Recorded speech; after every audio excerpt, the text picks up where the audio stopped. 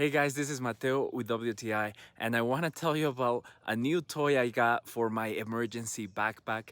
This is the Raynic emergency radio. So in case you lose power, there is a flashlight you can use, and also another flashlight right here on top. And also such a cool feature that this radio has is that you can charge it in so many different ways.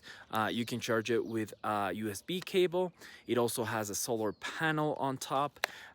You can also use AAA batteries on the side. And finally, there is a crank on the side, so you can just charge it with your hands. The built-in speaker is actually pretty loud for both the radio, and it also has an emergency alarm.